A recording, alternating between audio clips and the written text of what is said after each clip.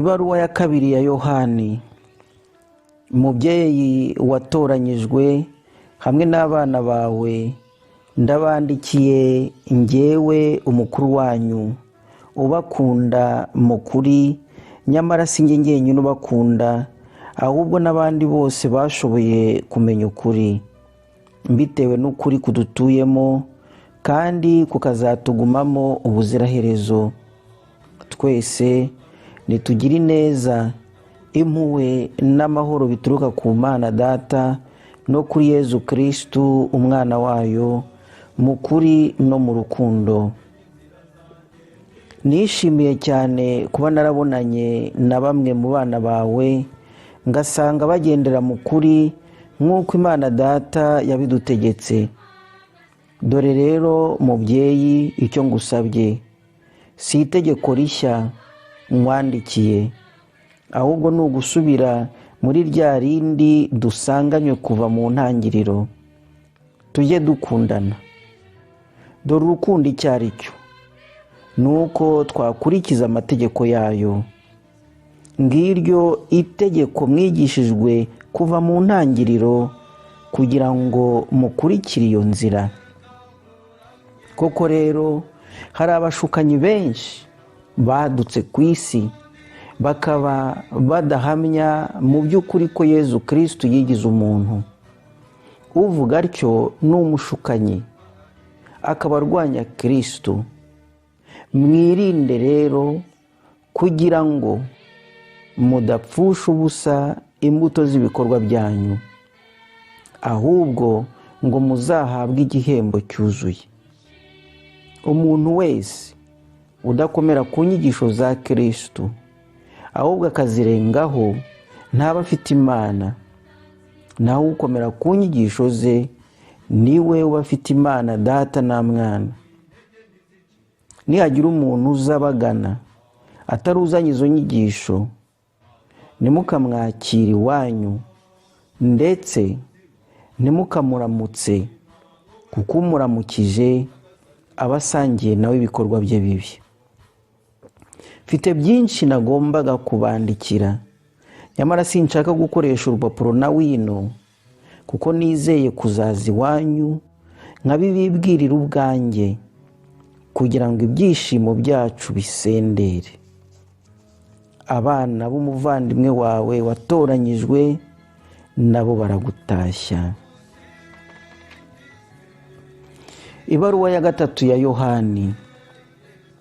Nkoramutima yanjye Gayo, ndakwandikiye njyewe umukuru wawe, ugukunda mu kuri.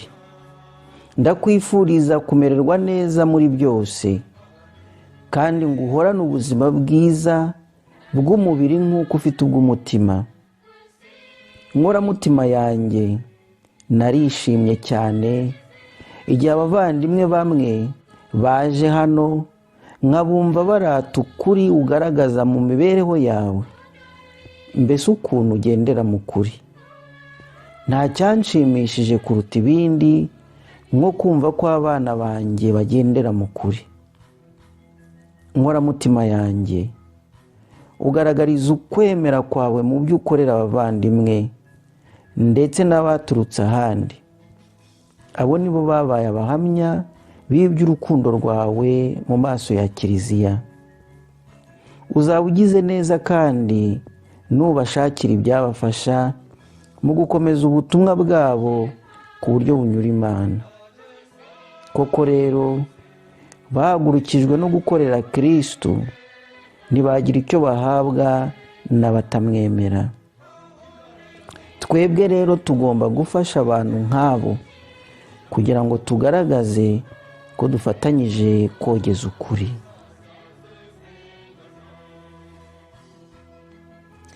Nandikiye Kiliziya akajambo, ariko rero Diyotirefesi ukunda gutegeka byose yanze kutwumva.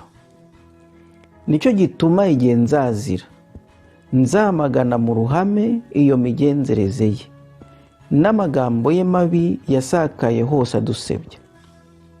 Nyamara si n'ibyo gusa, yanze no kwakira abavandimwe, n'abashatse kubakira arabibabuza ndetse akabaca mu kiliziya. Inkoramutima yanjye, ntukigane ikibi, ahubwo wigane ikiri cyiza. Ukora icyiza aba akomoka ku Mana, nawe ukora ikibi ntiyabonye Imana. Ku byerekeye rero Demetiriyo, abantu bose baramushima ndetse n'ukuri ubwako kurabihamya. Natwe kandi turamushima, kandi uzi ko ibyo duhamya ari ukuri.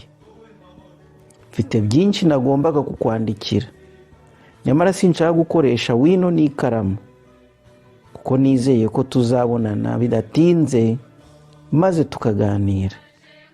Gira amahoro. Inshuti ziragutashya, undamukirize kandi n'inshuti zacu buri muntu kwe.